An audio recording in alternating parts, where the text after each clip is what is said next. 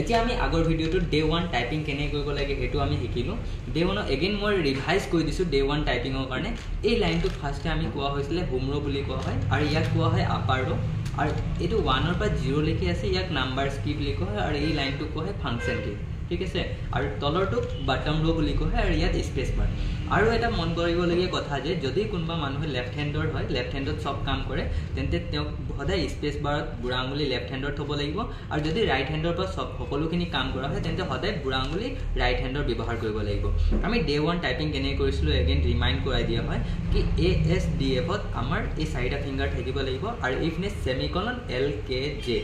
এই চাৰিটা ফিংগাৰ ইয়াত থাকিব লাগিব ডে 1 টাইপিং কৰিব কাৰণে ASDF বুঢ়া আঙুলি স্পেস সেমিকলন LKJ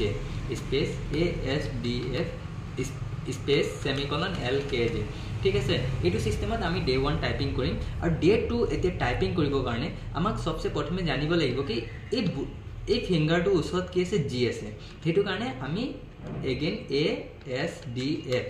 এই ফিংগাৰ পৰা G এগেইন F মানে উচত যেটো আছে G উচত আহিলো এগেইন আমি হোমৰত F ত গুছি আহিলো ঠিক আছে এগেইন বুঢ়া আঙুলি স্পেস সেমিকলন LKJ ইয়াৰ উচত আছে H হেবাবে আমি H টাইপ কৰিলো এগেইন J ঠিক আছে এগেইন আমি ASDF GF space semicolon LKJ HJ space again ASDF GF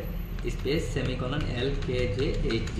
এটো সিস্টেমত আমি ডে 2 টাইপিং কৰিব লাগিব আৰু ইয়াকো পাৰ ডে 3 to 4 আৱাৰ্স প্ৰেক্টিস কৰিব লাগিব এনেকে আমাৰ স্পিড টাইপিংৰ স্পিড বহুত ধুনিয়াকে আগবাঢ়িব আৰু যদি আমাৰ ভিডিওটো তোমালোকক ভাল লাগে তেন্তে লাইক কমেন্ট এন্ড সাবস্ক্ৰাইব কৰো থ্যাংক ইউ